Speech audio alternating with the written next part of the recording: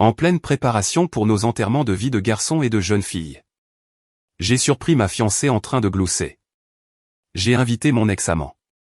J'espère qu'il viendra parce que j'ai passé la journée entière à me raser partout pour lui. Lol. Ses amis ont hurlé de rire. Je suis resté silencieux. Le lendemain, elle s'est réveillée en s'attendant à avoir le petit déjeuner au lit. Elle a eu droit à, vous connaissez ce moment où votre monde entier implose, mais que vous restez là, debout, à tenir une brosse à dents comme une sorte de guerrier dentaire qui vient de se faire frapper en traître par la réalité. Ouais, c'était moi mardi soir dernier, à environ 22h30. Heure de l'Est, quand ma vie a officiellement déraillé pour atterrir la tête la première dans un tas de trahisons assaisonnées au rasoir Gillette venu. Je m'appelle Julien, au fait. J'ai 32 ans, je possède une bonne petite entreprise de bricolage. Je conduis un pick-up qui a connu des décennies meilleures, et jusqu'à ce fatidique mardi soir, j'étais fiancé à une femme nommée Marissa, que je croyais être la femme de ma vie. Attention spoiler. Ce n'était pas le cas. Elle ressemblait plutôt à la chute d'une blague que je ne savais même pas être en train de raconter. Alors, j'étais là, à m'occuper de mes affaires dans notre salle de bain que nous avions rénovée ensemble il y a 6 mois. Avec ces chics carreaux de métro sur lesquels elle avait insisté parce qu'ils étaient si dignes de Pinterest. Je faisais ma routine habituelle du soir. Me brossant les dents avec la brosse à dents électrique qu'elle m'avait offerte pour Noël.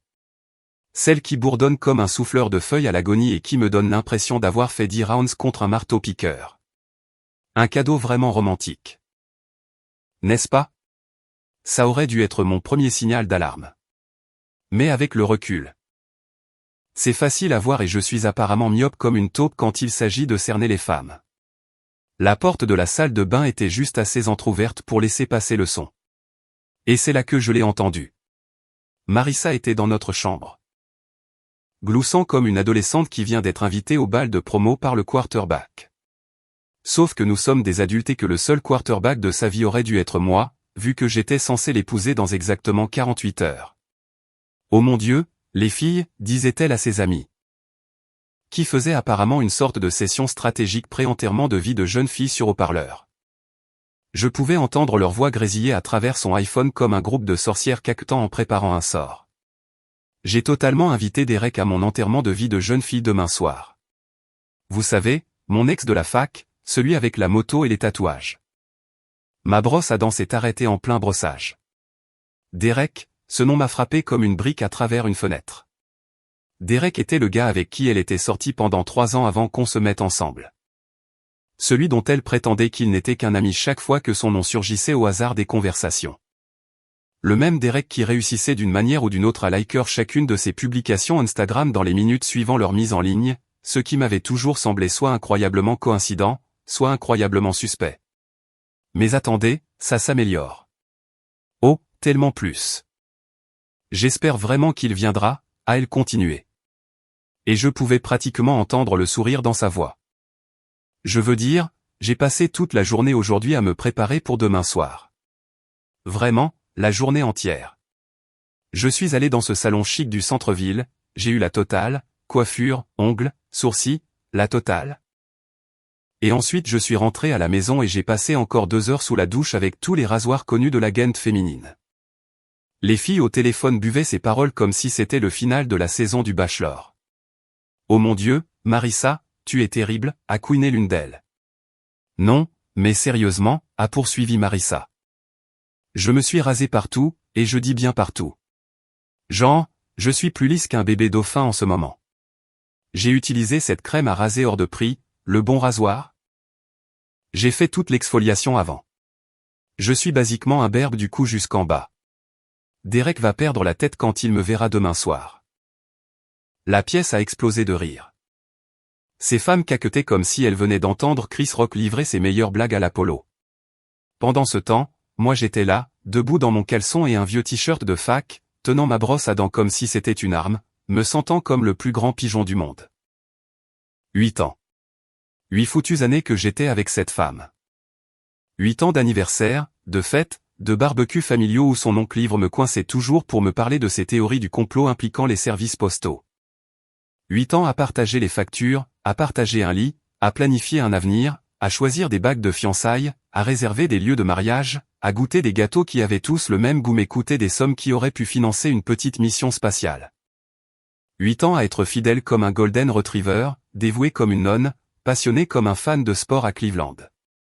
8 ans à penser que j'avais trouvé ma personne, ma coéquipière, ma complice pour toutes les aventures banales qui constituent une vie à deux. Et elle était là, à parler de se faire lisse comme un dauphin pour son ex-petite amie comme si je n'étais qu'un simple colocataire qui partageait la facture d'électricité. La mousse de dentifrice dans ma bouche commençait à avoir un goût amer, ce qui aurait pu être le crest ou peut-être la bile qui montait dans ma gorge. J'ai craché dans le lavabo et je me suis regardé dans le miroir. Le même visage que je regardais depuis 32 ans. Mais soudain, j'ai eu l'impression de regarder un étranger. Ou peut-être que je voyais enfin clair pour la première fois depuis des années. Tu penses que Julien se doute de quelque chose, a demandé l'une de ses amies, et ma tension artérielle est montée en flèche comme une fusée.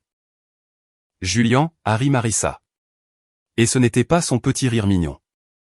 C'était son rire dédaigneux, celui qu'elle réservait généralement aux mauvais sitcoms et aux conseils amoureux de sa mère. S'il te plaît. Julien ne remarquerait rien même si je rentrais à la maison avec un tatouage sur tout le dos et un piercing au nez. Cet homme pense que le romantisme consiste à se souvenir de baisser la lunette des toilettes et à acheter des fleurs à la station-service pour la Saint-Valentin. Il est adorable. Mais il est à peu près aussi observateur qu'un poisson rouge atteint de TDAH. Plus de rire, plus de caquettement, et encore plus de mon amour-propre tourbillonnant vers les égouts comme l'eau après une longue douche. Voici la chose quand on est un homme dans des situations comme celle-ci. Vous avez deux choix. Vous pouvez faire irruption dans cette pièce comme Hulk, commencer à lancer des accusations, exiger des explications, faire une scène qui se terminera probablement par l'appel de la police et par vous en train de dormir sur le canapé de votre pote pour une durée indéterminée. Ou alors, vous pouvez prendre une grande inspiration, fermer la bouche et commencer à planifier votre prochain mouvement comme l'homme calculateur, patient et discrètement dangereux qu'était votre grand-père lorsqu'il a libéré la moitié de l'Europe pendant la Seconde Guerre mondiale. J'ai choisi l'option 2. Les hommes silencieux sont des hommes dangereux. Mon père m'a appris ça quand j'avais 12 ans et que j'ai surpris les gamins du quartier en train de voler dans notre jardin.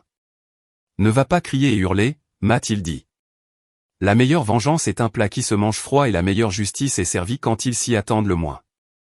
Je suis donc resté là, dans cette salle de bain, à écouter ma fiancée planifier son aventure avec son ex comme si elle organisait une fusion d'entreprise. Et j'ai souri. Pas un sourire heureux, un genre différent de sourire. Le genre de sourire qui aurait rendu Machiavel fier. Demain matin, Marissa s'attendait à sa routine habituelle. Le petit déjeuner au lit, du café frais, peut-être quelques paroles romantiques sur notre prochaine lune de miel à Cancun que nous avions réservée il y a 8 mois, et payée en plusieurs fois comme si nous achetions une voiture d'occasion.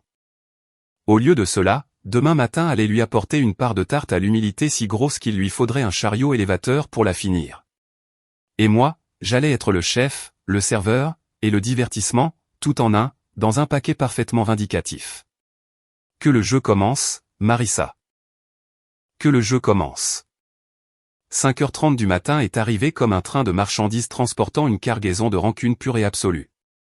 Et pour la première fois en 8 ans, j'étais bien réveillé avant mon alarme.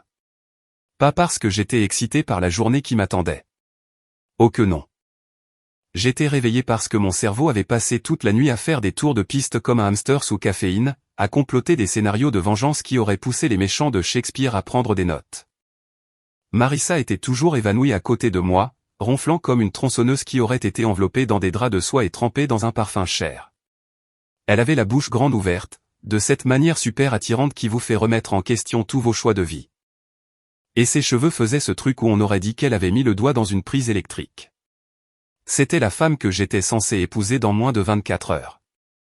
C'était la femme qui avait passé la journée d'hier à se rendre plus lisse qu'un phoque pour son ex-petite amie pendant que j'étais sorti récupérer nos alliances chez le bijoutier comme un pigeon avec une carte de crédit et un rêve.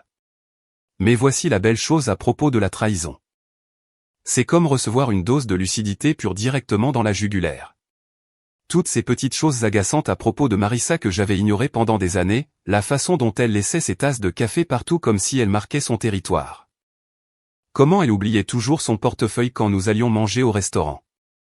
Le fait qu'elle n'avait jamais, pas une seule fois en 8 ans, proposé de partager l'addition lors d'un rendez-vous. Tout prenait soudain parfaitement sens.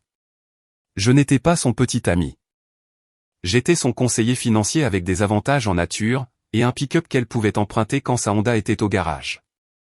Donc, au lieu de me retourner et de faire semblant de dormir jusqu'à ce qu'elle se réveille en voulant son traitement habituel du petit déjeuner au lit, je me suis glissé hors de notre lit king size, celui que nous avions acheté ensemble chez Matre Firme pendant leur solde du président SDV, et je me suis dirigé vers la cuisine comme un homme en mission.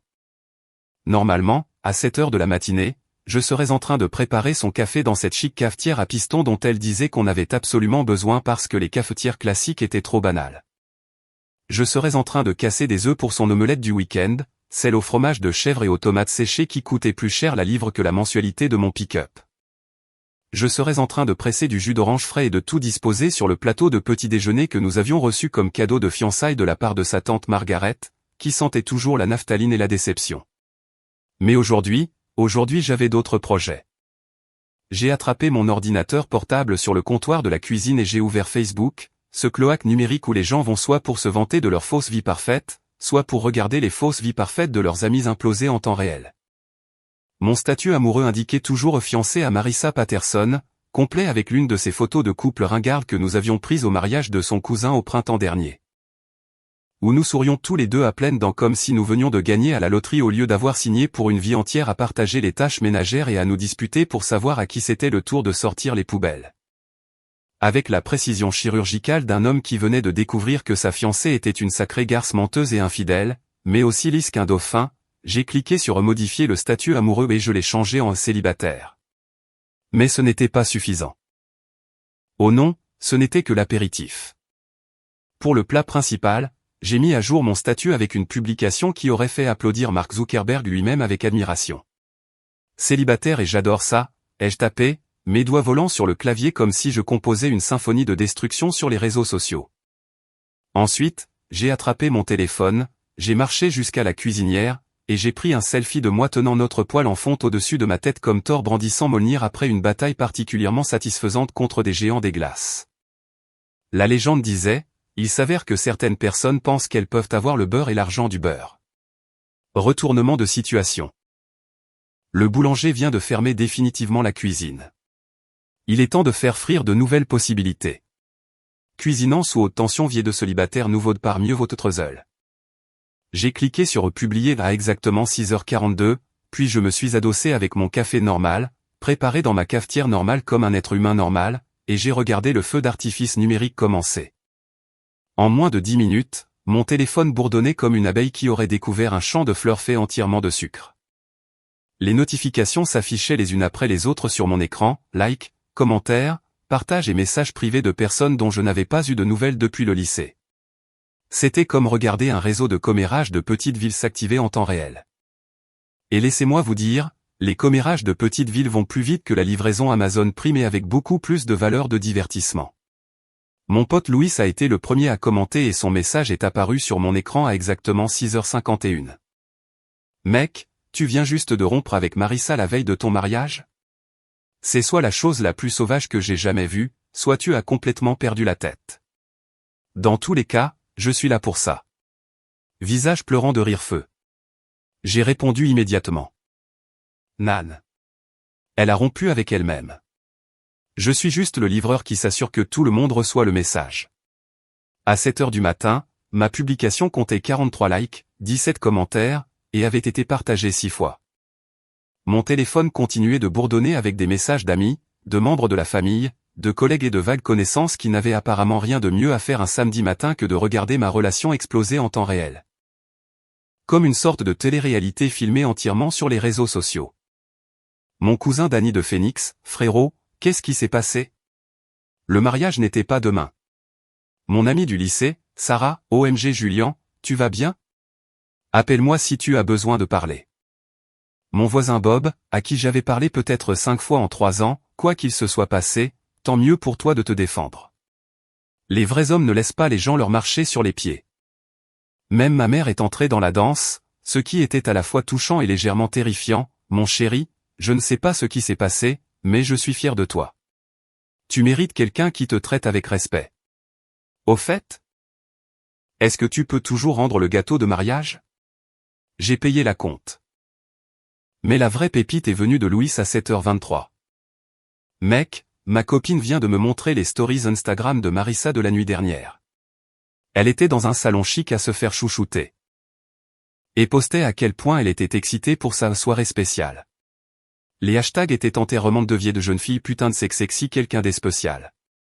Soit elle prévoyait de te faire une surprise à ton enterrement de vie de garçon, soit. Disons juste que les calculs ne jouent pas en sa faveur. J'ai fait une capture d'écran du message de Louis et je l'ai ajouté à ma collection grandissante de preuves. Non pas que j'ai eu besoin de plus de preuves, j'avais entendu tout ce que j'avais besoin d'entendre de mes propres oreilles. Mais il y a quelque chose de satisfaisant à avoir des preuves quand les gens commencent inévitablement à poser des questions ou à essayer de vous faire passer pour le méchant dans toute cette histoire. À 8 heures du matin, la publication avait dépassé les 60 likes, et la section des commentaires ressemblait à un groupe de soutien numérique pour les personnes qui s'étaient fait avoir par leurs partenaires. De parfaits inconnus partageaient leurs propres histoires de rupture, offraient des conseils. Et traitaient globalement l'implosion de ma relation comme la chose la plus divertissante qui soit arrivée dans notre ville depuis que le maire avait été surpris à détourner les fonds du festival annuel du maïs. Et pendant tout ce temps, Marissa continuait de dormir, complètement inconsciente du fait que son secret était maintenant à peu près aussi secret qu'un panneau publicitaire sur l'autoroute. Elle ne se doutait pas que pendant qu'elle rêvait de son rendez-vous lisse comme un dauphin avec des recs, j'avais systématiquement démantelé 8 ans de mensonges avec rien d'autre qu'un smartphone, une poêle à frire et le genre de colère juste qui pourrait alimenter une petite ville. Le meilleur dans tout ça, c'est que la journée ne faisait que commencer. À midi, mon post Facebook était officiellement devenu viral, du moins selon les standards d'une petite ville.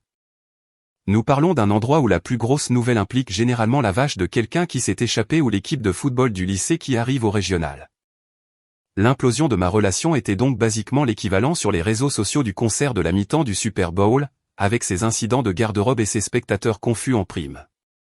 J'étais assis sur mon porche devant chez moi, buvant ma 3e tasse de café et regardant les voisins faire semblant de ne pas fixer ma maison, lorsque la vieille Chevy Silverado cabossée de Carter est arrivée en grondant dans ma rue comme un tremblement de terre mobile.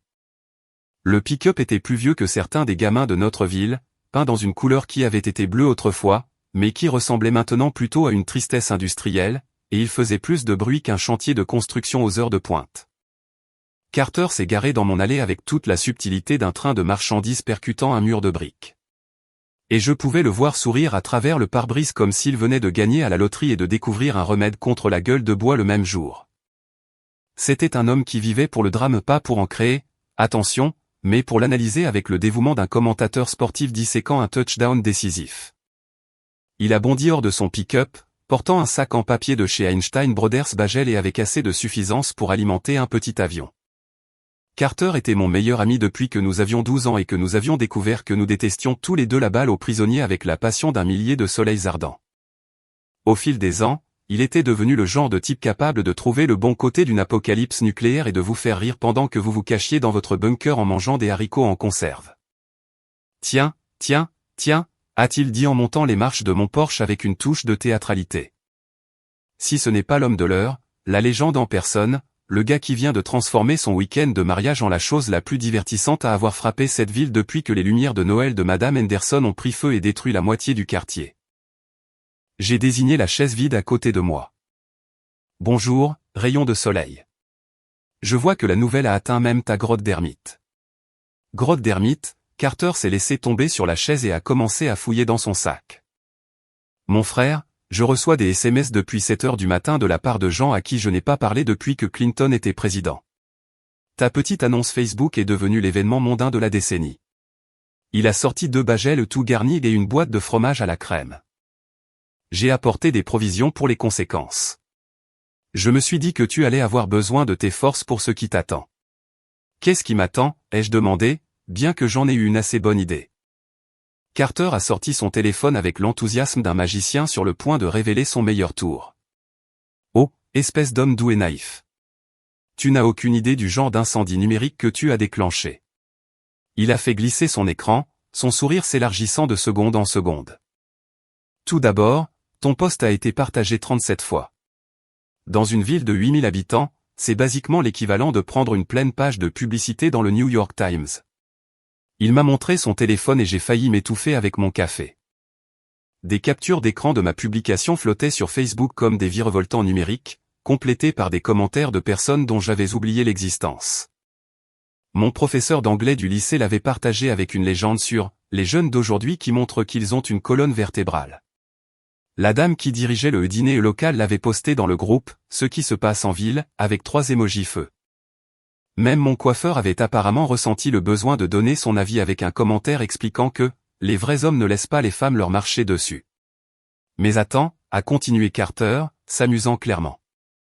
Ça devient tellement mieux. Tu te souviens de Jenny Morrison?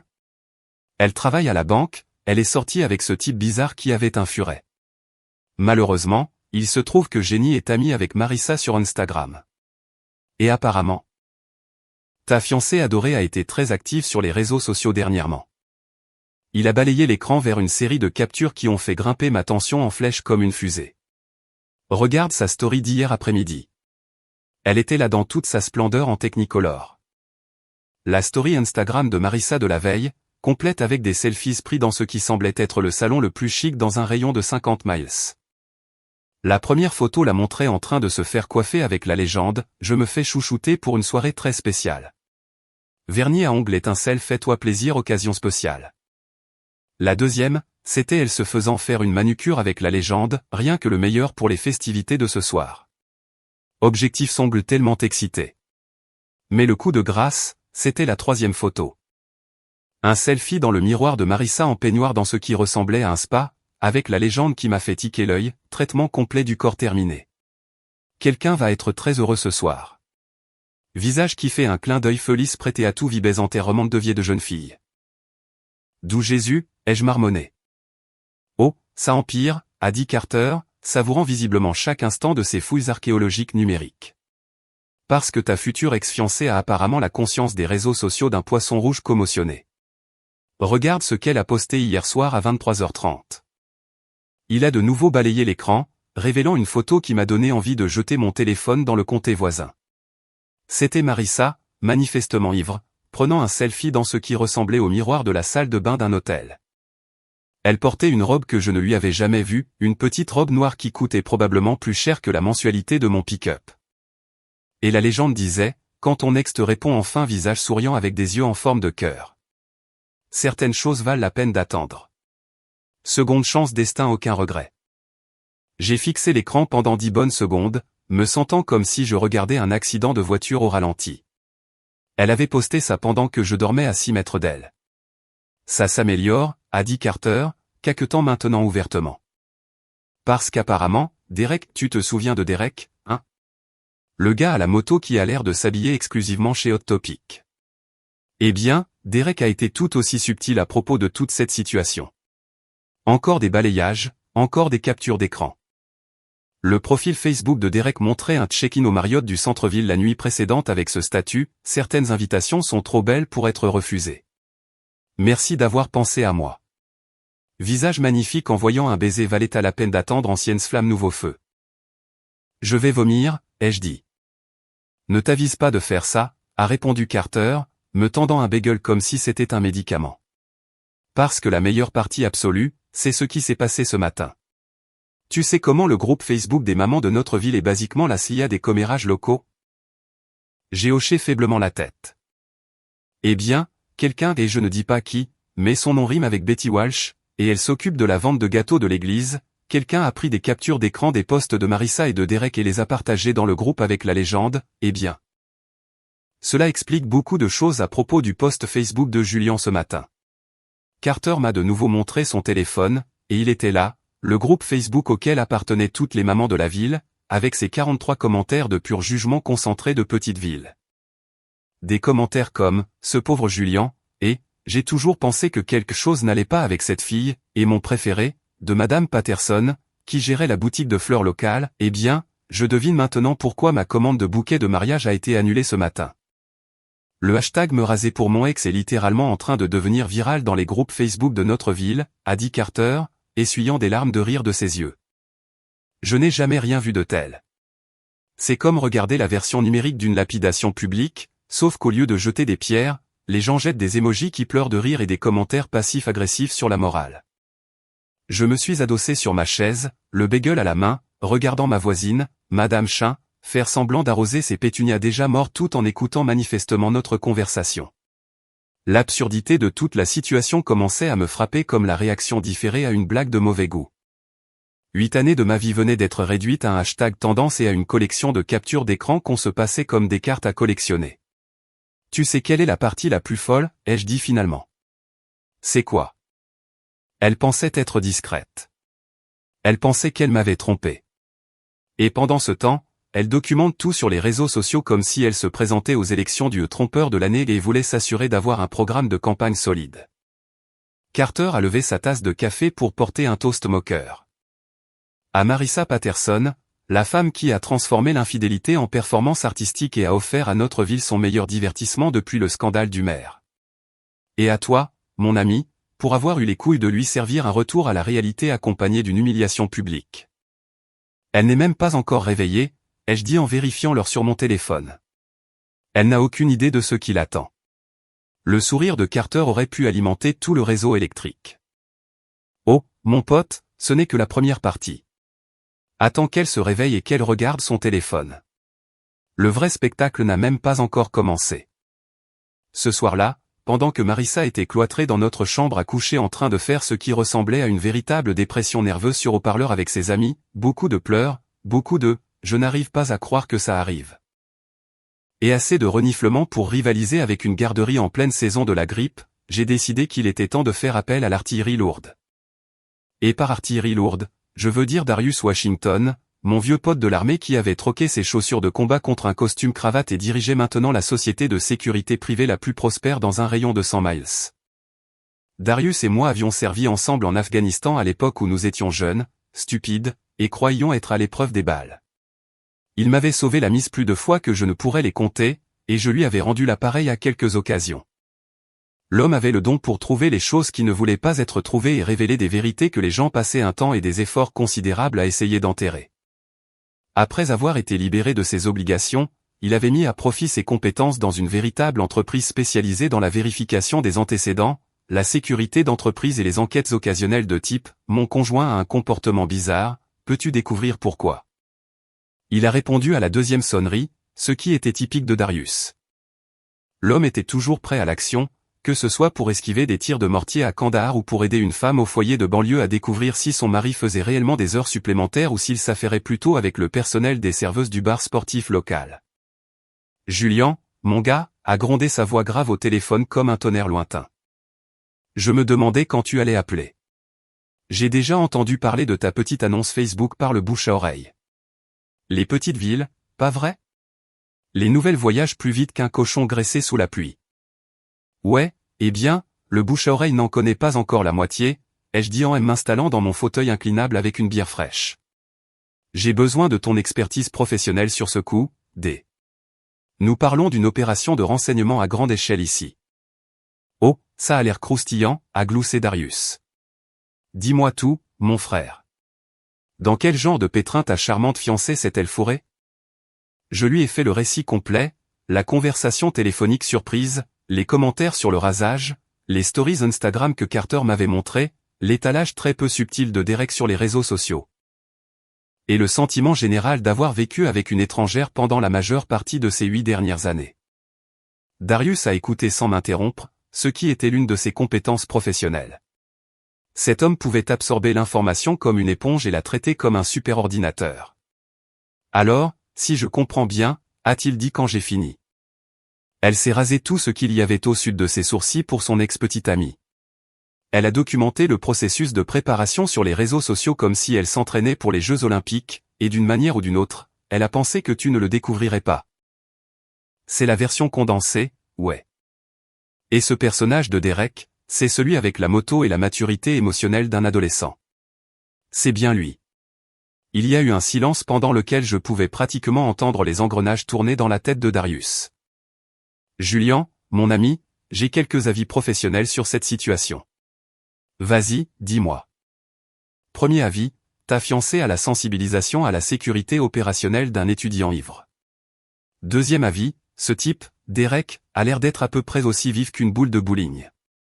Troisième avis, si tu veux savoir exactement jusqu'où va ce terrier de lapin. Je peux te fournir un rapport de renseignement complet d'ici 24 heures qui rendrait le Pentagone jaloux. De quel genre de rapport de renseignement parlons-nous? La totale, a répondu Darius, et je l'ai entendu se mettre dans ce que je reconnaissais être son mode d'affaires. Les relevés téléphoniques, l'analyse de l'activité sur les réseaux sociaux, les transactions par carte de crédit, les registres d'hôtel, la totale. Si ta copine t'a trompé, je découvrirai quand, où, comment, et probablement ce qu'elle a commandé au room service après. En temps normal, j'aurais peut-être hésité. Engager un détective privé pour fouiller dans la vie personnelle de sa fiancée ressemble à franchir une limite, même quand la dite fiancée a déjà sauté à la perche au-dessus de chaque limite de décence et de bon sens. Mais ce n'était pas des circonstances normales. Il s'agissait de mon avenir entier qui venait d'être jeté aux toilettes par une femme qui pense que les stories Instagram sont des éléments de la sphère privée. Fais-le, ai-je dit. Le bilan complet. Je veux tout savoir. Reçu 5 sur 5. Donne-moi le nom complet de Derek et tout autre détail que tu as. Je vais commencer à vérifier les antécédents ce soir et tu auras les résultats préliminaires d'ici demain matin. Un avertissement cependant, une fois que je commence à creuser. Il n'y a plus de retour en arrière. Quoi que je trouve, tu devras y faire face. À ce stade, je suis à peu près sûr de pouvoir gérer n'importe quoi. Ça ne peut pas être pire que de découvrir que ta fiancée a passé sa journée à faire sa toilette pour un autre homme pendant que tu allais chercher vos alliances. Oh, Julian, a ri Darius, mais ce n'était pas un rire heureux. C'était son rire professionnel, celui qui précédait généralement le fait que le monde de quelqu'un soit complètement bouleversé. Espèce de doux et innocent salaud. Ça peut toujours être pire. Crois-moi sur parole. Le lendemain matin est arrivé comme un matin de Noël. Si Noël impliquait de recevoir des preuves compilées de manière professionnelle de l'infidélité de votre fiancé à la place de cadeaux sous le sapin.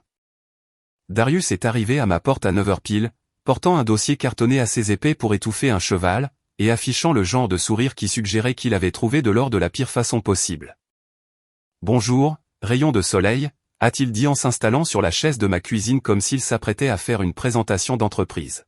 « J'espère que tu as pris ton café, car nous avons pas mal de terrain à couvrir ici. » Il a ouvert le dossier avec une touche de théâtralité et a commencé à étaler des documents comme s'il distribuait une main de poker.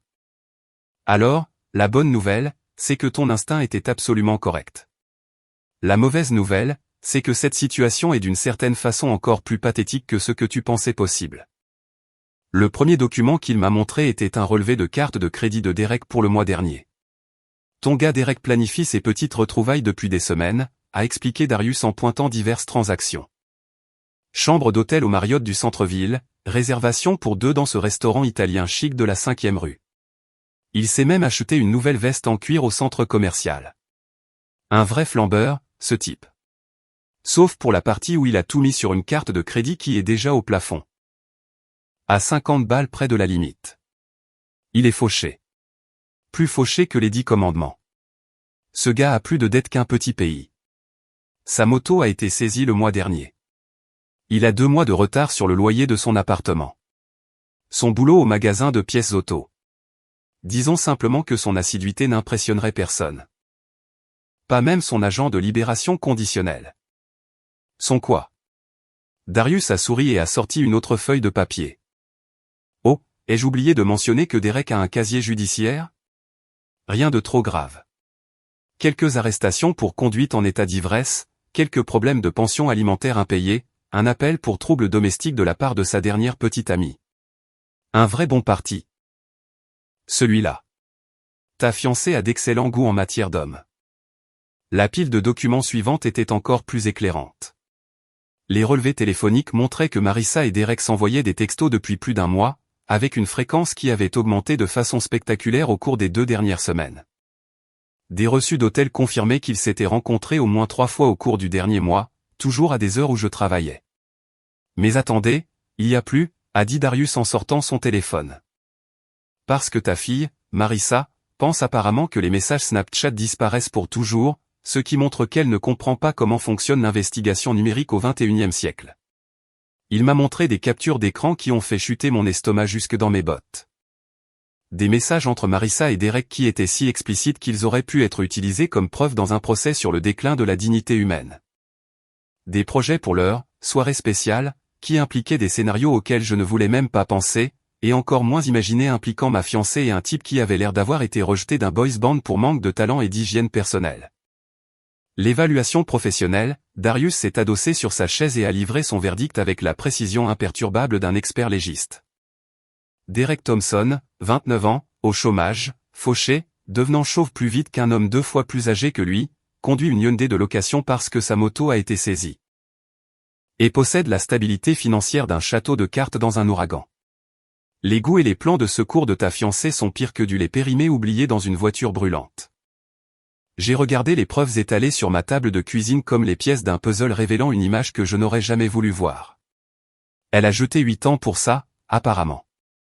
Ouais, mais voici le coup de grâce, a dit Darius, gardant le meilleur pour la fin. Derek joue cette même routine avec au moins 2 autres femmes depuis 6 mois. Le gars a tout un système. Il repère des femmes dans des relations engagées, fonce avec la rengaine du « je ne t'ai jamais oublié », obtient ce qu'il veut.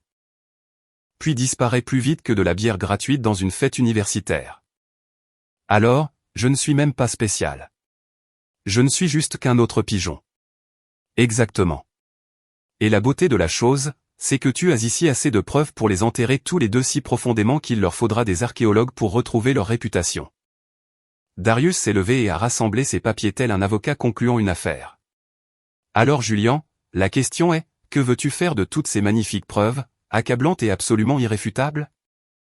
J'ai regardé le dossier rempli de preuves montrant que toute ma relation avait été un mensonge, puis j'ai regardé Darius, et j'ai commencé à sourire pour la première fois en 24 heures. Je veux m'assurer que tout le monde aura l'histoire complète, ai-je dit. En commençant par nos charmants voisins et en remontant jusqu'à l'immortalité sur les réseaux sociaux. Le sourire de Darius aurait pu alimenter une petite ville. Maintenant, tu parles ma langue. Le dimanche matin est arrivé comme le calme avant l'ouragan, et je me suis réveillé en me sentant comme un général qui avait passé toute la nuit à planifier la campagne militaire parfaite. Darius m'avait laissé assez de munitions pour raser une petite ville, et j'avais passé la moitié de la nuit à organiser ce que j'appelais mentalement « opération petit déjeuner au lit », parce que Marissa allait se faire servir, mais juste pas de la manière dont elle l'attendait.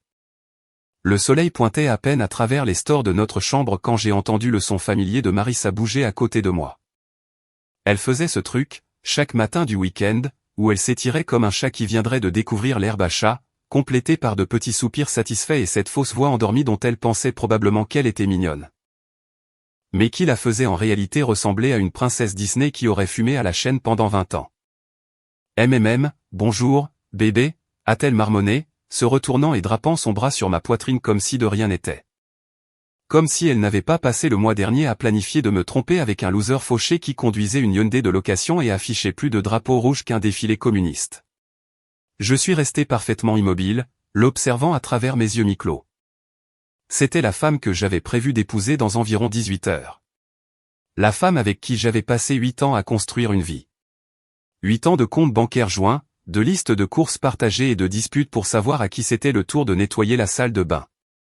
8 ans à penser connaître quelqu'un que, en fin de compte, je n'avais jamais vraiment connu du tout.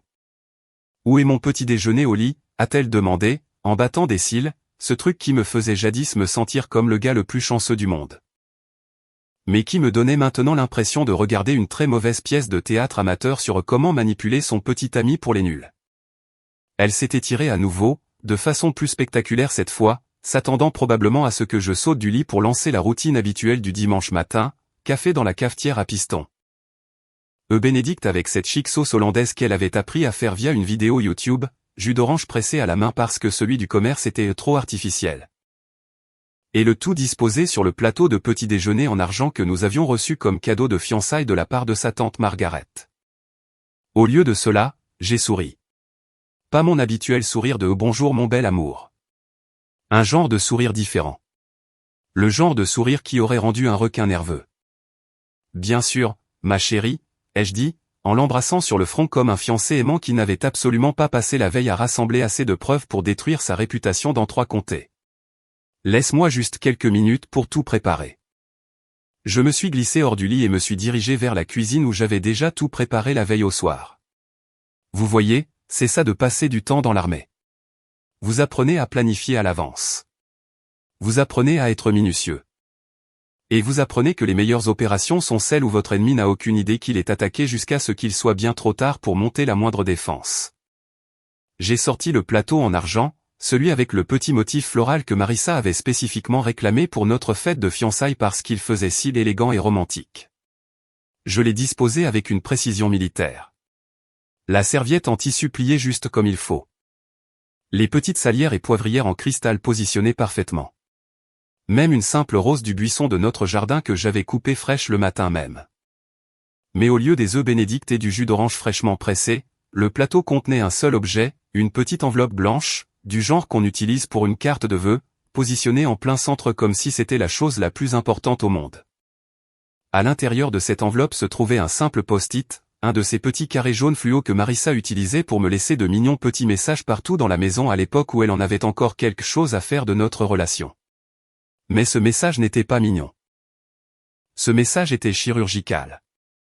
Avec ma meilleure écriture, j'avais écrit « J'espère qu'il t'aime chauve ». Cœur jaune. J'ai rapporté le plateau dans notre chambre comme si je livrais les joyaux de la couronne. Mon visage, un masque parfait d'innocence de petit ami aimant. Marissa était assise dans son lit, ses cheveux dans ce même état d'ouragan post-sommeil, regardant son téléphone avec le genre d'attention concentrée qu'elle réservait habituellement à Instagram lorsqu'elle épiait ses amis du lycée qui s'étaient mariés avant elle. Et voilà, ma belle, ai-je dit, en posant le plateau sur ses genoux avec le même soin tendre que j'avais utilisé pendant 8 ans de véritable livraison de petit déjeuner. Quelque chose de spécial pour ma fille spéciale. Elle a baissé les yeux vers le plateau et, l'espace d'une fraction de seconde, son visage a affiché une pure confusion, comme lorsque vous vous attendez à voir un hamburger et que vous tombez sur un manuel de calcul. Son cerveau essayait clairement de traiter ce qu'elle regardait, passant probablement en revue diverses possibilités, peut-être que c'est une lettre d'amour. Peut-être qu'il y a un bijou là-dedans. Peut-être que Julien a prévu une sorte de surprise romantique. Oh, c'était une surprise, ça c'est sûr. Elle a ouvert l'enveloppe avec la même anticipation excitée qu'elle montrait d'habitude en ouvrant des colis Amazon, s'attendant probablement à une sorte de doux message pré-mariage sur combien je l'aimais et combien j'étais excité de commencer notre vie ensemble. Au lieu de cela, elle a déplié le post-it, l'a lu une fois, a cligné des yeux, l'a relu, et est ensuite passée par ce que je ne peux décrire que comme les 5 étapes du deuil compressées en environ 15 secondes. D'abord est venue la confusion, ses sourcils se sont froncés comme si elle essayait de résoudre une énigme écrite dans une langue étrangère. Puis la reconnaissance, ses yeux se sont écarquillés quand son cerveau a enfin fait le lien. Ensuite la panique, la couleur a quitté son visage comme si quelqu'un venait de lui dire qu'elle avait accidentellement fait don de son rein à la science. Puis la colère, ses joues ont rougi et sa mâchoire s'est serrée comme si elle allait passer en mode attaque totale. Et enfin, ce beau moment de pure réalisation cristalline qu'elle était complètement et totalement foutue. Le silence qui a suivi aurait pu être utilisé pour tester des armes nucléaires. Je parle du genre de silence qui est si complet et si chargé de tension qu'on pourrait pratiquement entendre le bruit du monde entier de quelqu'un s'effondrer comme un château de cartes pendant un tremblement de terre. Qu'est-ce ? Elle a commencé, puis s'est arrêtée. Sa voix est sortie comme un drôle de croassement, comme si elle avait oublié comment utiliser ses cordes vocales. Qu'est-ce que ça veut dire ? J'ai maintenu mon expression innocente, celle que j'avais pratiquée dans le miroir de la salle de bain pendant ces 2 derniers jours. À ton avis, qu'est-ce que ça veut dire, ma chérie ? Julien, ce n'est pas drôle. Sa voix montait dans les aigus, atteignant ce registre qui précédait habituellement soit des larmes, soit une véritable crise de nerfs. De quoi parles-tu ? Pourquoi écrirais-tu quelque chose comme ça ? Oh, je pense que tu sais exactement de quoi je parle, ai-je dit, utilisant toujours mon ton le plus raisonnable et aimant. Mais si tu as besoin d'un indice, tu devrais peut-être vérifier tes stories Instagram de vendredi après-midi. Tu sais, celle où tu documentais ton traitement corporel complet au spa pour quelqu'un de spécial. Le post-it a volé de ses mains comme un papillon mourant, et elle m'a fixé avec le genre d'expression que l'on verrait sur quelqu'un qui vient de réaliser qu'il s'est promené toute la journée avec du papier toilette collé à la chaussure. Julien, je peux expliquer. Oh, j'en suis sûr, les jeux interrompus, abandonnant finalement le rôle du petit ami aimant. Je suis sûr que tu as toute une histoire de préparer. Peut-être quelque chose sur le fait que Derek se trouvait juste être en ville. Que tout ça était innocent. Que tu avais juste prévu de rattraper le temps perdu avec un vieil ami au Marriott du centre-ville. Son visage est passé du rouge au blanc puis au vert en l'espace de 3 secondes chrono. Comment as-tu su pour Derek ? Su pour l'hôtel? Su pour votre petit marathon de texto pendant un mois. Je me suis assis sur le bord du lit, assez près pour qu'elle puisse voir que j'étais complètement calme, que je contrôlais totalement la situation, et que j'en avais complètement fini avec elle. Marissa, ma chérie, je sais tout. Et je dis bien, absolument tout. Elle a ouvert la bouche, probablement pour se lancer dans une sorte d'explication désespérée, ou peut-être pour essayer la défense classique du « ce n'est pas ce que tu crois ». Au lieu de cela, ce qui en est sorti était un étrange son de grincement, comme un ballon qui se dégonfle lentement. Le mariage est annulé, ai-je dit, en me levant et en me dirigeant vers la porte. Je vais rester chez Carter jusqu'à ce que tu puisses emballer tes affaires et t'en aller. Tu as jusqu'à mardi. Julian, attends, m'a-t-elle appelé, la voix se brisant comme un adolescent en train de muer. Nous pouvons en parler. Nous pouvons arranger ça. Je me suis arrêté dans l'encadrement de la porte et je me suis retourné pour la regarder une dernière fois. Elle était assise là, dans notre lit, tenant ce post-it comme si c'était une pièce à conviction dans un procès pour meurtre. Ses cheveux toujours en bataille. Le visage baigné de larmes. Elle n'avait même pas réalisé qu'elle pleurait. Et juste pour un instant, j'ai presque eu pitié d'elle. Presque.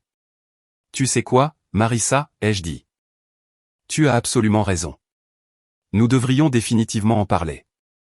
En fait, je pense que la ville entière devrait en entendre parler. Considère ceci comme ton invitation officielle à t'expliquer devant tous ceux qui posent des questions depuis hier. Je suis sorti de la chambre, la laissant assise là avec le post-it et la réalisation de plus en plus évidente que son secret n'était plus si secret que ça. Derrière moi, j'ai entendu le son de la vie entière de quelqu'un qui s'effondrait, ce qui normalement m'aurait fait me sentir terriblement mal. Mais aujourd'hui, ça avait le son de la justice. Ce dimanche-là, vers 18h, j'étais censé me préparer pour ce qui aurait dû être le plus grand enterrement de vie de garçon de l'histoire des enterrements de vie de garçon. Carter avait passé des semaines à tout planifier, dîner au Mickey's Steakhouse, boisson au pub O'Malley's, peut-être quelques parties de billard dans la salle du centre-ville, et si nous nous sentions vraiment dingues, un karaoké dans ce bar miteux où le micro ne marchait qu'à moitié. Et où la barmaid avait l'air d'être là depuis l'administration Carter. Au lieu de cela, je me suis retrouvé assis au O'Malley's à 19h tapante, sirotant ma première bière de ce qui s'annonçait comme la soirée la plus thérapeutiquement satisfaisante de ma vie d'adulte. Les gars étaient tous venus malgré les circonstances, ou peut-être à cause d'elles, et l'atmosphère ressemblait moins à une dernière nuit de liberté qu'à la célébration d'avoir évité une balle de la taille d'un train de marchandises. Carter avait apparemment pris sur lui de faire passer le mot sur ce qui s'était passé le matin même. Parce que quand je suis entré au O'Malley's, j'ai eu droit à une standing ovation d'un groupe de gars qui d'habitude n'arrivaient même pas à s'entendre sur ce qu'ils voulaient commander pour le déjeuner. C'étaient les mêmes hommes qui avaient prévu de porter un toast à mon futur mariage, et maintenant ils portaient un toast à mon étroite évasion de ce que Louis avait déjà commencé à appeler l'équivalent matrimonial du Titanic. Mesdames et messieurs, a annoncé Carter, levant sa bière comme s'il s'apprêtait à prononcer le discours de l'État de l'Union. Je vous présente Julian Martinez, l'homme qui a transformé son week-end de mariage en la plus grande campagne d'intérêt public sur les enquêtes prénuptiales depuis que la juge Judy a commencé son émission télévisée. La table a explosé de rires et d'applaudissements. Il y avait Louis, mon compagnon de beuverie depuis l'université, qui avait fait la route depuis Sacramento spécialement pour cette fête et qui souriait maintenant comme s'il venait de gagner au loto.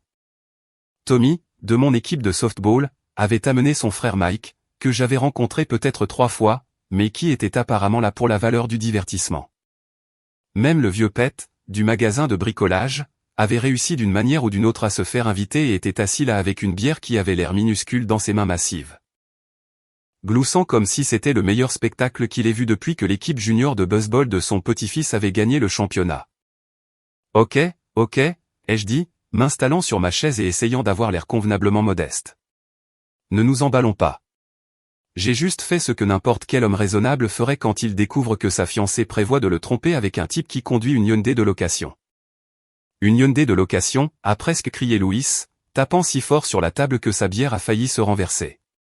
C'est la partie qui me tue. Jean, si tu vas jeter 8 ans pour un autre homme, assure-toi au moins qu'il possède son propre moyen de transport. Et est-ce que vous avez entendu pour la moto, a ajouté Carter, appréciant clairement son rôle de maître de cérémonie de la soirée. Il s'avère que Derek, le mec de rêve, s'est fait saisir sa moto le mois dernier.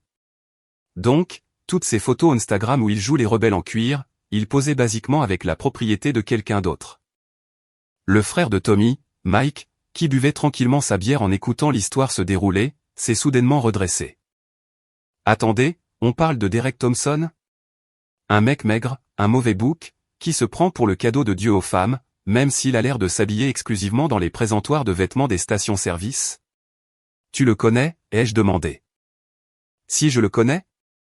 Mec, ce type a essayé de draguer ma femme au supermarché le mois dernier, juste là, au rayon des surgelés. Alors qu'elle achetait des bâtonnets de poisson pour nos enfants. Il a eu les couilles de lui dire qu'elle méritait mieux qu'un minable de banlieue et lui a donné son numéro écrit sur un reçu de chez AutoZone. La table est restée silencieuse pendant environ 2 secondes, puis a explosé d'un rire si bruyant que les gens à l'autre bout du bar se sont retournés pour voir ce qui se passait. Louis riait tellement fort qu'il a commencé à s'étouffer avec sa bière. Carter essuyait des larmes de ses yeux. Même Pete, qui d'habitude avait l'expression émotionnelle d'un mur de briques, gloussait en secouant la tête. Alors, tu es en train de me dire, ai-je dit, essayant de digérer cette nouvelle information, que Derek fait cette même routine partout en ville. Apparemment, a continué Mike, savourant clairement son moment de gloire. Ma femme en a parlé à sa sœur, et il s'avère que Derek a tenté la même approche sur elle au bureau de poste. Quelque chose sur le fait qu'elle était trop belle pour perdre son temps avec des hommes ordinaires et comment il pouvait lui montrer à quoi ressemblait la vraie passion. La vraie passion, a répété Louis, pouffant de rire. Dans une Hyundai de location. Sans boulot, a ajouté Carter. Et un casier judiciaire, ai-je contribué. Merci à l'enquête minutieuse de Darius. N'oubliez pas la moto saisie, a ajouté Tommy. À ce stade, nous rions tellement fort que la barmaid, une femme nommée Diane qui travaillait au Malaise depuis avant ma naissance, est venue voir comment nous allions. Elle portait une bière qu'elle a posée devant moi avec une étiquette que je n'avais jamais vue auparavant. Qu'est-ce que c'est, ai-je demandé. Ça, a dit Diane avec un sourire qui laissait deviner qu'elle avait suivi notre conversation. C'est une NIT. Je l'ai faite spécialement pour l'occasion. Je me suis dit que n'importe quel homme qui vient d'éviter de se marier avec une femme qui s'est rasée entièrement pour un autre type méritait une boisson sur mesure. La table s'est effondrée à nouveau. Louis est carrément tombé de sa chaise. Carter riait tellement fort qu'il ne pouvait plus respirer. Même les gars à la table d'à côté ont commencé à applaudir. Comment toute la ville est-elle déjà au courant de ça, ai-je demandé, bien que j'étais à peu près sûr de connaître la réponse. Julian, mon ami, a dit Diane en s'installant sur la chaise vide à notre table comme si elle se joignait définitivement à la fête. C'est le plus gros divertissement qu'on ait eu depuis que le maire a été surpris en train de détourner l'argent du festival du maïs. D'ici demain matin, ils vendront des t-shirts à la station-service. Des t-shirts? Oh ouais, a dit Carter, sortant son téléphone. Louis et moi en avons déjà conçu un. Tu veux voir? Il m'a montré une maquette sur son écran, un dessin de rasoir avec les mots « J'ai survécu à la mise en beauté de Marissa », écrit en gros caractères en dessous. Plus bas, en plus petit, enterrement de vie de garçon de Julian Martinez 2025. Certaines balles valent la peine d'être évitées. Vous êtes complètement malade, ai-je dit, mais je souriais à m'en faire mal aux joues. Malade, a dit Louis, réussissant enfin à remonter sur sa chaise. Mon frère, nous documentons l'histoire ici. Dans 20 ans, quand tu seras heureusement marié à quelqu'un qui n'a pas besoin de se raser intégralement pour te tromper, tu repenseras à cette nuit comme au moment où ta vraie vie a commencé. Les quelques heures suivantes se sont écoulées dans un tourbillon de toasts de plus en plus ridicules, d'histoires sur la réputation apparente de l'Otario bas de gamme de Derek à travers toute la ville, et d'assez de rire pour alimenter un petit club de comédie. La discussion de groupe que Carter avait créée pour l'enterrement de vie de garçon était maintenant remplie de mèmes comparant Marissa à une publicité Gillette qui aurait mal tourné, de photos de Hyundai de location avec des légendes comme le char des champions. Et de variations de plus en plus créatives sur le thème des hommes qui se prennent pour des Don Juan mais qui ne sont en fait que des losers fauchés avec la peur de l'engagement. À un moment, Tommy nous a montré un texto de sa femme, dit à Julian que tout le club de lecture est de son côté. De plus, Derek a essayé d'ajouter Sarah sur Facebook la semaine dernière avec un message disant qu'il pouvait l'aider à redécouvrir son côté sauvage. Le mari de Sarah est flic. Un flic, ai-je demandé. Ouais. Derek va probablement recevoir une petite visite pour harcèlement s'il continue comme ça. Il s'avère que draguer les femmes mariées dans des petites villes n'était pas la stratégie brillante qu'il pensait. À 22 heures, ce qui était censé être ma dernière nuit de célibataire s'était transformé en quelque chose de complètement différent. Une célébration de l'amitié, un roast, une moquerie publique, de l'épouvantable jugement de mon ex-fiancé, et une leçon magistrale sur la rapidité avec laquelle une communauté peut se rallier autour de quelqu'un qui a été publiquement humilié par un partenaire infidèle. Tu sais ce qui est le mieux dans tout ça, a dit Carter alors que nous nous préparions à clore la soirée. Demain était censé être le jour de ton mariage. À la place, ça va être le premier jour du reste de ta vie, et tu le commences avec la meilleure histoire que cette ville ait jamais entendue. Il avait raison. Pour la première fois en 8 ans, j'étais complètement libre d'être exactement qui je voulais être, sans avoir de compte à rendre à personne à part à moi-même. Et c'était bien meilleur que n'importe quel mariage. Le lundi matin, ce qui aurait dû être le jour de mon mariage, s'est levé clair et ensoleillé, comme si l'univers se moquait personnellement du fait que j'aurais dû me tenir devant l'autel à peu près à ce moment-là, promettant d'aimer, de chérir et d'honorer une femme qui avait apparemment prévu d'utiliser notre lune de miel comme une séance d'entraînement pour sa véritable escapade romantique avec Derek, le Roméo au rabais. Au lieu de mettre un smoking et d'ajuster nerveusement mon nœud papillon, j'étais assis dans ma cuisine, buvant du café et examinant le dossier de renseignement de Darius comme si je planifiais une opération militaire, ce qui, d'une certaine manière, était le cas. C'était le jour où notre ville organisait sa foire mensuelle du week-end. Un petit rassemblement charmant où des vendeurs locaux proposaient de l'artisanat hors de prix, où des gamins couraient partout, excités par la barbe à papa et des choix de vie discutables, et où, basiquement, tout le monde dans un rayon de 50 miles se montrait pour voir et être vu. En d'autres termes, c'était le lieu parfait pour ce que j'appelais mentalement l'opération transparence totale. Carter m'avait envoyé un texto à 6 heures du matin, prêt pour le show d'aujourd'hui. J'ai du popcorn et une place au premier rang pour regarder Marissa réaliser que le karma de petite ville est une sacrée garce dotée d'une très longue mémoire.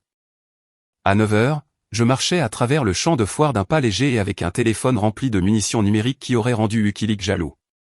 La foire battait déjà son plein. Des familles poussaient des landaux, des adolescents faisaient semblant d'être trop cool pour être là tout en appréciant secrètement chaque minute. Et on retrouvait la collection habituelle de figures locales qui traitaient ces événements comme de véritables opportunités personnelles de réseau social. J'ai repéré Marissa presque immédiatement. Elle se tenait près du stand de lancer d'anneaux, portant une robe d'été qui coûtait probablement plus cher que la mensualité de mon pick-up, et des lunettes de soleil assez grandes pour cacher un petit avion.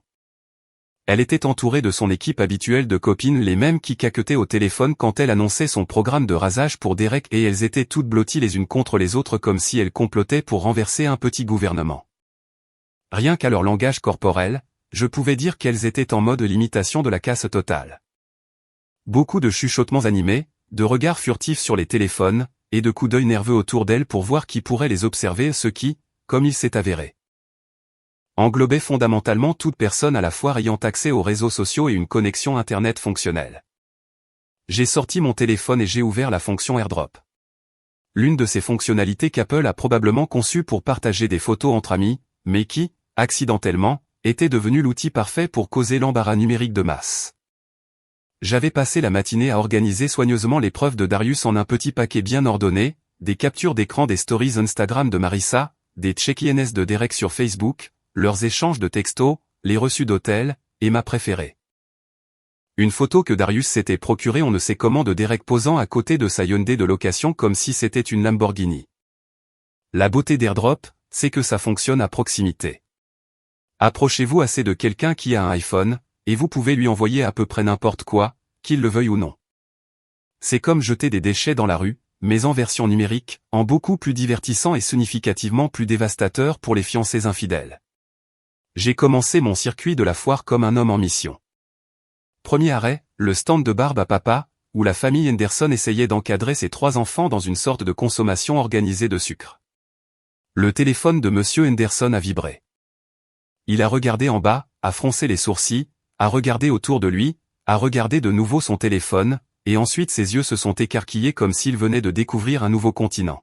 « Chérie », a-t-il dit à sa femme en lui montrant l'écran. « Il faut que tu vois ça. » Madame Henderson a regardé le téléphone, a poussé un hoquet de surprise assez fort pour effrayer un pigeon voisin, et a immédiatement commencé à taper sur son propre téléphone. Moins de 30 secondes plus tard, ils me dévisageaient tous les deux avec des expressions mêlant de façon égale le choc, l'admiration, et le genre de fascination morbide que l'on observe généralement lors d'accidents de voiture. Arrêt suivant, les dames de l'église qui tenaient la vente de gâteaux. Ces femmes étaient le réseau de communication de notre ville. Oubliez Facebook. Oubliez le journal local.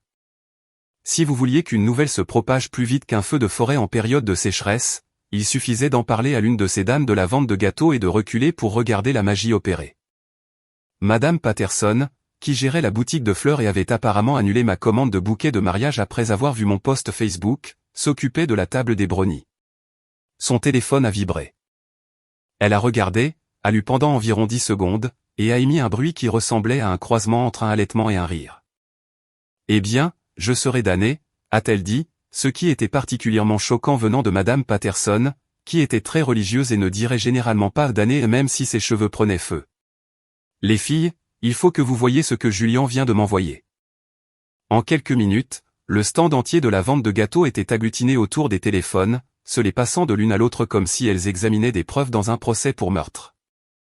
Leurs commentaires chuchotés étaient de leur pur « c'est son ex-petit ami ». Il conduit une voiture de location, regardez ce reçu d'hôtel. Elle a dépensé plus en room service que moi pour mes courses de la semaine. J'ai continué mon tour, envoyant systématiquement les preuves via AirDrop à chaque iPhone apporté. La beauté de la chose, c'était le timing. Les gens recevaient la notification, regardaient les photos, réalisaient ce qu'ils étaient en train de voir, puis commençaient immédiatement à regarder autour d'eux pour comprendre qui avait envoyé ça. Comme je n'étais qu'un type de plus se promenant à la foire avec une bière et un funnel cake, un beignet de foire, personne ne se doutait que j'étais le Robin des Bois numériques qui redistribuait la richesse de l'information. La réaction a été immédiate et spectaculaire. On pouvait littéralement voir l'information se propager dans la foule comme des ondes sur un étang. Quelqu'un recevait l'airdrop, le montrait à un ami, qui le montrait à son conjoint, qui l'envoyait par texto à sa sœur, qui le postait sur le groupe Facebook des mamans, et en quelques minutes. La moitié de la foire bourdonnait du genre d'excitation scandalisée habituellement réservée au final de télé-réalité. Le meilleur, c'était de regarder le visage des gens lorsqu'ils réalisaient qu'ils lisaient des textos explicites entre Marissa et Derek. Il s'agissait de gens qui trouvaient que zut était un langage fort. Et les voilà en train de lire des conversations qui auraient fait rougir un marin. Madame Chin, qui gérait la bibliothèque et qui était à peu près aussi prude et guindée qu'une institutrice victorienne, s'est littéralement éventée avec une assiette en carton après avoir lu la description par Derek de ce qu'il voulait faire à Marissa dans cette chambre d'hôtel. Vers midi, la foire ressemblait à l'expérience sociale passive-agressive la plus ambitieuse du monde. Les gens marchaient, leur téléphone sorti, montrant les preuves à quiconque voulait les voir, tout en feignant de ne pas dévisager Marissa et son groupe d'amis à l'air de plus en plus mal à l'aise. Les vendeurs de barbe à papa devaient se demander pourquoi la moitié de leurs clients s'étouffaient avec du sucre filé. Les parents tentaient frénétiquement de cacher les écrans de téléphone aux yeux de leurs enfants. Même les ados, qui avaient généralement la capacité d'attention de poisson rouge sous caféine, étaient rassemblés en petits groupes, examinant les photos comme s'ils révisaient pour leurs examens finaux. Et pendant tout ce temps, moi, je me contentais de marcher en savourant mon beignet et de regarder 8 ans de mensonges se dénouer en temps réel. C'était comme être le réalisateur du documentaire le plus satisfaisant au monde, sauf que la vedette ignorait qu'elle était filmée et que le public fournissait des commentaires en direct. Vers 13h, j'ai repéré Derek lui-même près du stand de lancer d'anneaux, ayant apparemment fait acte de présence pour soutenir Marissa dans sa crise sur les réseaux sociaux. Il ressemblait exactement à ces photos, à condition que ces photos aient été prises après une nuit de mauvaises décisions et de choix capillaires regrettables. L'homme était maigre d'une manière qui suggérait que son régime alimentaire consistait principalement en des boissons énergisantes et des nachos de station-service. Son bouc avait l'air d'avoir été taillé à la débroussailleuse, et il portait une veste en cuir par près de 30 degrés Celsius, comme s'il auditionnait pour une représentation amateur du film Grise. Mais voilà le truc avec l'humiliation publique. C'est comme une avalanche au ralenti. Une fois que ça a commencé, rien ne peut l'arrêter, et tout le monde n'a plus qu'à reculer et regarder la gravité faire son œuvre.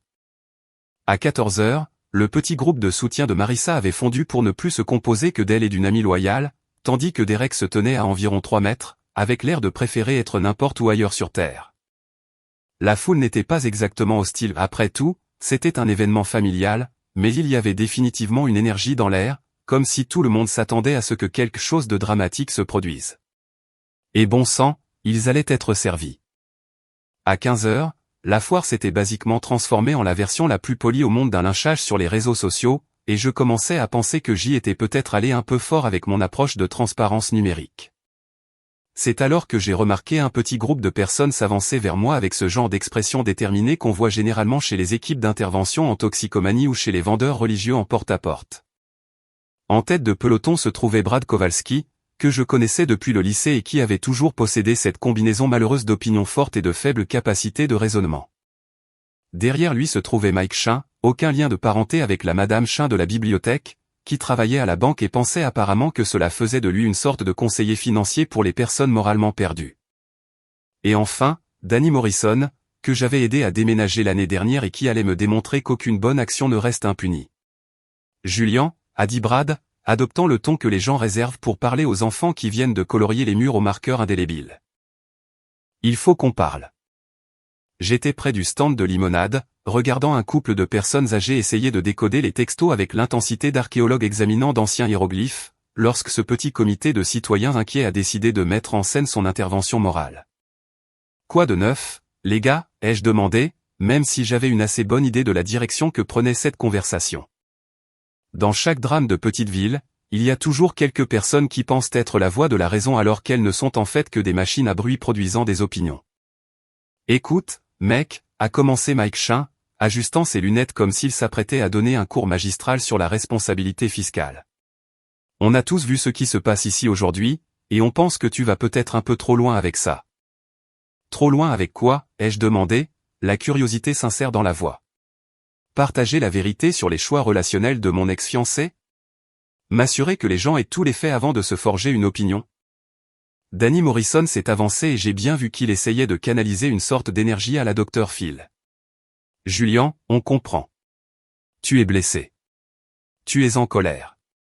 Marissa a manifestement pris de mauvaises décisions, mais tout ce truc de l'humiliation publique, c'est pas cool, mec. Pas cool, ai-je répété, prenant une gorgée de ma limonade et savourant vraiment l'ironie.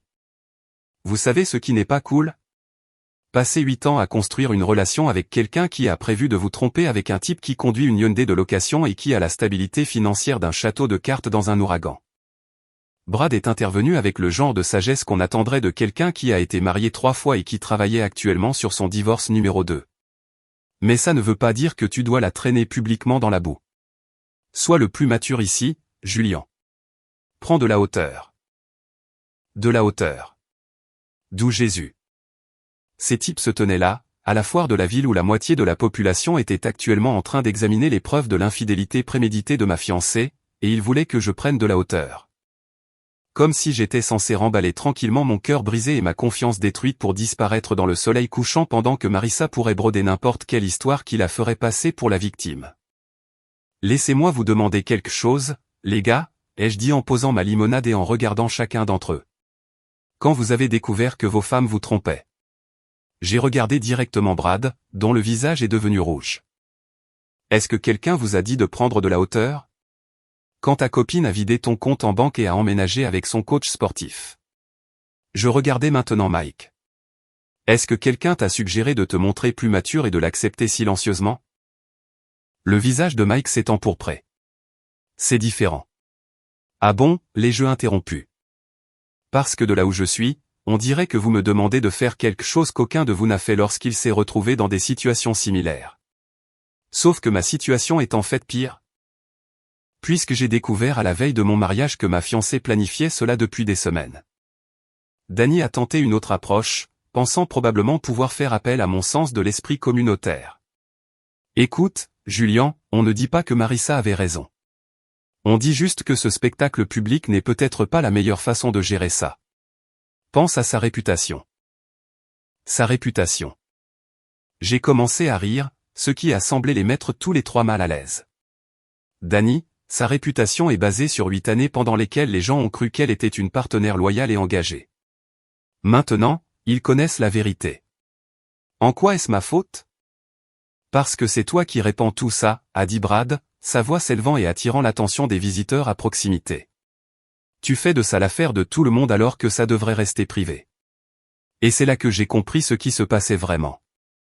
Ces gars ne s'inquiétaient pas de la réputation de Marissa, ou de ma moralité, ni du caractère sacré des drames relationnels privés. Ils avaient peur. Ils avaient peur parce que ce que je venais de faire, exposer un trompeur publiquement et totalement, était le pire cauchemar de toute personne infidèle. Et ils s'inquiétaient de ce que cela pourrait signifier pour leur propre choix relationnel discutable. Vous savez quoi, les gars, ai-je dit d'une voix assez forte pour que les gens autour puissent nous entendre. Vous avez absolument raison. Je devrais définitivement m'inquiéter davantage de protéger la réputation de quelqu'un qui m'a menti pendant des mois, qui avait prévu de me tromper le week-end de notre mariage, et qui a documenté toute la scène sur les réseaux sociaux comme si elle en était fière. Le sarcasme dans ma voix était si épais qu'on aurait pu le couper au couteau, et je voyais des gens arrêter leur conversation pour écouter la nôtre. Une petite foule commençait à se former, parce que rien n'attire autant l'attention à la foire d'une petite ville que le son d'hommes adultes débattant d'éthique relationnelle. Ce n'est pas ce qu'on dit, a commencé Mike, mais je l'ai coupé. Non, c'est exactement ce que vous dites. Vous dites que je devrais protéger quelqu'un qui a passé toute notre relation à me prendre pour un idiot incapable de comprendre ce qu'elle faisait. Vous dites que je devrais porter la responsabilité d'avoir rendu cela public. Alors que c'est elle qui a posté sa routine de rasage sur Instagram et qui a eu des conversations textuelles explicites avec son ex-petite amie pendant que je dormais à côté d'elle. À ce moment-là, nous avions un vrai public. Madame Patterson, de la boutique de fleurs, regardait ça avec l'intensité de quelqu'un observant le final de saison de son feuilleton préféré. La famille Henderson avait abandonné toute prétention de surveiller ses enfants et fixait la scène ouvertement. Même certains ados avaient posé leur téléphone pour voir le vrai drame se dérouler dans la vraie vie. Brad commençait clairement à être frustré que son intervention ne se passe pas comme prévu. « Julian, tu te montres mesquin. Toute cette affaire n'est qu'une vengeance mesquine. » Et c'est là que j'ai pété les plombs. « Mesquin », ai-je dit, ma voix portant à travers le champ de foire comme si j'annonçais le gagnant du concours du plus gros mangeur de tartes. Mon frère, elle s'est rasé l'âme pour son ex-petite amie. Je ne fais que montrer les preuves. La foule qui s'était rassemblée a commencé à glousser. Quelqu'un à l'arrière, je crois que c'était le vieux pet de la quincaillerie, a carrément commencé à applaudir. Quelques personnes ont sorti leur téléphone, décidant apparemment que cette conversation valait la peine d'être documentée pour la postérité. Écoutez, ai-je continué, désormais pleinement engagé à faire valoir mon point de vue devant Dieu et tout le monde. Je n'ai pas ruiné la réputation de Marissa. Elle a ruiné sa propre réputation en faisant des choix que n'importe quelle personne raisonnable trouverait dégoûtants. J'ai juste fait en sorte que tout le monde ait accès aux mêmes informations que moi. Danny a essayé une dernière fois. Mais Julian, pense à ce que ça donne comme image de toi. L'image que ça donne de moi, les jeux interrompus. L'image de quelqu'un qui refuse qu'on profite de lui. De quelqu'un qui croit en l'honnêteté et à la transparence. De quelqu'un qui pense que les actions doivent avoir des conséquences. J'ai fait un geste englobant la foule rassemblée. Parce que si c'est l'image que ça donne, ça me va parfaitement. Ils sont restés là un instant, tous les trois, réalisant clairement que leur intervention morale s'était retournée contre eux de façon spectaculaire. Ils étaient venus me convaincre d'arrêter d'embarrasser Marissa, et à la place, ils m'avaient offert une tribune pour expliquer exactement pourquoi elle méritait d'être embarrassée. Vous savez quoi, les gars, ai-je dit en reprenant ma limonade, prêt à m'éloigner. J'apprécie votre inquiétude. Vraiment. Mais voilà le truc. Si vous vous souciez davantage de protéger ceux qui trompent plutôt que de soutenir les personnes trompées, vous devriez peut-être revoir vos propres priorités. J'ai commencé à m'éloigner, puis je me suis retourné pour une dernière réflexion. Et juste pour que les choses soient claires, je n'ai pas besoin d'amis qui prennent le parti des clowns. Laissez-les rejoindre le cirque. Moi, je suis occupé à écrire le grand final. La foule a éclaté en applaudissements et en rires. Quelqu'un a crié « Amen » au fond. Madame Patterson souriait ouvertement et m'a fait un pouce en l'air. Alors que je m'éloignais, je pouvais entendre Brad, Mike et Danny essayer de s'expliquer face à la foule, mais personne ne les écoutait. Ils avaient choisi le mauvais camp dans cette bataille, et tout le monde le savait. Parfois, les poubelles se sortent toutes seules, et parfois, on a le droit d'assister à ça à la foire de la ville en mangeant un beignet. Après mon discours impromptu avec les 3 stouches de la morale, je pensais que la journée ne pouvait pas devenir plus divertissante. J'avais tort. Complètement tort. Parce qu'à exactement 16h30, alors que je me tenais près du stand de tir en regardant un gamin essayer de faire tomber le directeur du lycée dans un bac d'eau avec une balle de baseball, j'ai entendu une voix derrière moi qui aurait pu couper de l'acier. Julian Martinez. Je me suis retourné pour découvrir Marissa fonçant vers moi comme une femme possédée. Sa robe d'été de créateur flottait derrière elle comme une sorte de cape de la trahison. Ses immenses lunettes de soleil étaient perchées sur sa tête comme une couronne de la colère très chère. Son visage était rouge, son maquillage était bavé, et elle avait l'air de quelqu'un qui venait de réaliser que sa vie entière avait été mise en ligne sur Internet sans sa permission, ce qui, pour être honnête, était plutôt exact. « Eh bien, salut, ma chérie », ai-je dit en reprenant une gorgée de ma limonade et en gardant le genre de calme qui lui donnait probablement envie de me jeter quelque chose de lourd à la tête. « Tu profites de la foire ? Ne m'appelle pas ma chérie, a-t-elle sifflé en s'approchant assez près pour que je puisse sentir son parfum cher mélangé à ce qui était incontestablement l'odeur d'une panique pure. As-tu la moindre idée de ce que tu as fait ? J'ai partagé quelques informations avec notre communauté, ai-je répondu avec le même ton que j'aurais employé pour parler de la météo. Tu sais, la transparence, l'honnêteté, ces vieux concepts démodés qui ont apparemment cessé d'être à la mode quand tu as décidé de commencer à te pomponner pour des recs. À présent, la moitié de la foire avait remarqué notre petite réunion et migrait lentement vers nous, comme des papillons de nuit attirés par une flamme. Ces gens avaient passé la journée à observer les preuves numériques circuler, et maintenant ils allaient avoir droit au spectacle en direct. C'était comme un dîner-spectacle, sauf que le dîner était un beignet de foire et le spectacle, l'effondrement total d'une relation. Tu as ruiné ma réputation, a crié Marissa, assez fort pour que le gars qui tenait le stand de lancer d'anneaux s'arrête en plein milieu d'un tir pour nous fixer. Tout le monde en ville a vu ces messages. Les gens me regardent comme si j'étais une sorte de monstre.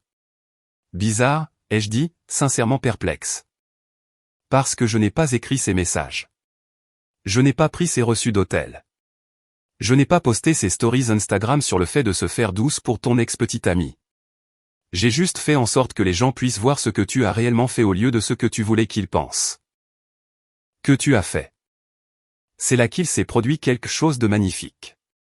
Quelqu'un dans la foule, je suis presque sûr que c'était Betty Walsh, la grand-mère la plus fouineuse de la ville et gardienne non officielle de tous les commérages, a crié « Attrape-la, Julian ». Marissa a fait volte-face comme si on l'avait giflé, réalisant soudainement que non seulement nous avions cette conversation en public, mais que le public prenait activement parti, et ce n'était pas le sien. C'est ridicule, a-t-elle dit, se tournant de nouveau vers moi, des larmes commençant à couler sur ses joues. Nous aurions pu régler ça en privé. Nous aurions pu en parler. Mais au lieu de ça, tu as dû en faire une sorte de spectacle public. Je lui ai souri, le même sourire que je pratiquais depuis que j'avais découvert sa petite routine de rasage 3 jours plus tôt. Ma chérie, ai-je dit en insistant lourdement sur le mot. Je n'ai pas ruiné ta réputation. Tu l'as juste louée à l'heure. La foule a poussé un hoquet de surprise comme si elle venait d'assister à un tour de magie, puis a explosé d'un rire si puissant qu'il a probablement effrayé les oiseaux dans le comté voisin. Même les adolescents se sont arrêtés de prendre des selfies pour applaudir. Madame Patterson de la boutique de fleurs riait tellement qu'elle en pleurait. Betty Walsh a crié, brûlé, assez fort pour réveiller les morts. Marissa a regardé autour d'elle, observant cette foule de personnes qui étaient censées être nos amis et voisins. Tous appréciaient visiblement de la voir se faire rôtir en public par l'homme qu'elle avait prévu d'humilier avec sa liaison. La prise de conscience qu'elle avait perdu cette bataille, cette guerre, et probablement toute chance de montrer son visage dans cette ville à l'avenir a semblé la frapper d'un seul coup. « Je te déteste », a-t-elle murmuré. Mais il n'y avait aucun vrai venin là-dedans. Juste le son creux de quelqu'un dont les mensonges soigneusement construits venaient finalement de s'effondrer sous le poids de la réalité. « Non, ce n'est pas vrai », ai-je répondu. « Tu détestes le fait d'avoir été prise au piège. C'est différent. » Elle est restée là pendant encore quelques secondes, essayant probablement de trouver une répartie dévastatrice qui retournerait la foule en sa faveur ou, à tout le moins, me ferait passer pour le méchant. Mais quand vous vous tenez face à une centaine de personnes qui ont toutes vu des textos explicites entre vous et votre ex, il ne reste pas vraiment de place pour une position d'autorité morale. Alors, elle a fait ce que tous les infidèles font quand ils sont à court de mensonges et d'excuses, elle s'est enfuie. Marissa s'est retournée et s'est frayé un chemin à travers la foule comme si elle fuyait un bâtiment en feu, laissant derrière elle une traînée de commentaires chuchotés et quelques applaudissements épars. Derek, qui se tenait à une quinzaine de mètres, essayant de se fondre dans le décor comme un caméléon ayant peur de l'engagement, a jeté un regard à la réaction de la foule et a apparemment décidé que ce n'étaient pas les retrouvailles romantiques qu'il espérait. Il a disparu plus vite que de la bière gratuite dans une fête universitaire, retournant probablement à sa Hyundai de location pour repenser à ses choix de vie et peut-être mettre à jour son profil LinkedIn pour y inclure, spécialisé dans la création de désastres relationnels publics. Alors que la foule commençait à se disperser, les gens ont continué à venir me serrer la main, me taper dans le dos et me féliciter comme si je venais de gagner à la loterie municipale. Au lieu d'avoir simplement refusé de me laisser berner par une femme qui me croyait trop bête pour remarquer ces mois de planification d'une liaison. Le meilleur dans tout ça, c'est qu'il n'était que 16h30. La foire durait jusqu'à 21h, ce qui signifiait que j'avais encore 4h30 pour profiter de mon beignet de foire et regarder le statut social de mon ex-fiancé s'effondrer comme un château de cartes dans un ouragan. Parfois, la justice a le goût de sucre glace et de la vindicte publique. 3 semaines plus tard, la poussière était retombée comme un hiver nucléaire du karma relationnel, et j'étais assis dans ma cuisine, buvant du café dans un mug que Carter m'avait acheté. Il y était inscrit « L'ex-fiancé le plus chanceux du monde » en lettres majuscules avec un dessin de rasoir en dessous. Cet homme n'avait absolument aucune limite. Mais il avait raison. Marissa avait déménagé plus vite qu'un touriste quittant Détroit, emportant ses sacs à main de créateur et sa collection de livres de développement personnel sur la façon de trouver son « soi authentique », ce qui, rétrospectivement, était assez ironique. Vu que son soi authentique s'est avéré être un désastre lisse comme un dauphin, menteur et infidèle. Elle m'avait bloqué partout, avait changé de numéro de téléphone, et essayait de manipuler l'histoire sur ses nouveaux comptes de réseaux sociaux en parlant de « relations toxiques » et « d'apprendre à guérir des abus émotionnels ». Trop tard. La ville m'avait déjà couronné héros accidentel de la comédie de la trahison, et sa réputation avait été rétrogradée au rang d'histoire à ne pas suivre. Même sa tentative de jouer les victimes a fait un flop complet quand les gens se sont rappelés qu'ils avaient tous vu les preuves. Littéralement, mon entreprise de bricolage était en plein boom. Apparemment, les gens adorent embaucher le type qui a rôti sa fiancée infidèle avec des post-it et le Wi-Fi public. Madame Patterson m'avait recommandé à la moitié du comté, disant que quiconque était assez intelligent pour documenter sa vengeance de façon aussi minutieuse pouvait définitivement réparer son robinet qui fuyait. La liste d'attente pour mes services était plus longue que la file d'attente à la préfecture. Derek s'était volatilisé comme un mauvais tour de magie. Probablement passé à une autre petite ville pour terroriser d'autres femmes mariées avec le charme de sa voiture de location et ses allocations chômage. La dernière fois que j'en ai entendu parler, il vivait avec sa mère en Arizona et travaillait chez Jiffy Lube, ce qui semblait tout à fait approprié pour quelqu'un dont les objectifs de vie avaient manifestement atteint leur apogée en tant que poseur à moto avec la peur de l'engagement. Quant à moi, j'étais libre. Réellement, authentiquement, complètement libre pour la première fois en 8 ans. Fini de marcher sur des œufs autour des sautes d'humeur de quelqu'un. Fini de partager l'addition avec quelqu'un qui oubliait toujours son portefeuille. Fini de faire semblant que ses goûts de luxe pour tout étaient charmants au lieu d'être financièrement irresponsables. Je pouvais manger des céréales au dîner sans être jugé. Je pouvais regarder du sport sans subir de commentaires sur la violence qui ne serait que la masculinité toxique s'exprimant à travers une guerre par procuration compétitive. Je pouvais laisser mes outils où je voulais sans entendre de sermons sur les espaces de vie partagés et le respect mutuel pour l'organisation. Le lieu du mariage nous avait en fait remboursé la majeure partie de notre acompte quand l'histoire est devenue virale, probablement parce qu'il ne voulait pas être associé à ce que le journal local avait surnommé le rasage entendu dans le monde entier. Le traiteur avait fait de même. Même le DJ avait renvoyé la moitié de ses honoraires avec un mot disant « N'importe quel homme qui peut transformer un désastre relationnel en divertissement pour toute la communauté mérite une réduction ». Je me suis éloigné de tout ce gâchis en souriant comme un homme qui venait de découvrir qu'il jouait au poker avec des cartes biseautées depuis 8 ans, et qui avait enfin compris le jeu. Mon seul regret était qu'il m'ait fallu si longtemps pour voir ce que tout le monde semblait avoir déjà remarqué, que Marissa Patterson était à peu près aussi digne de confiance qu'une théière en chocolat et 2 fois plus susceptible de fondre sous la pression. L'épitaphe qui serait gravée sur ma tombe, celle qui était devenue ma devise non officielle dans la ville, était simple et parfaite, il n'y aura pas de mariage, mais, au moins elle est lisse. Parfois, la meilleure des vengeances n'est pas de rendre l'appareil. Parfois, c'est simplement de s'assurer que tout le monde sait exactement à qui ils ont affaire.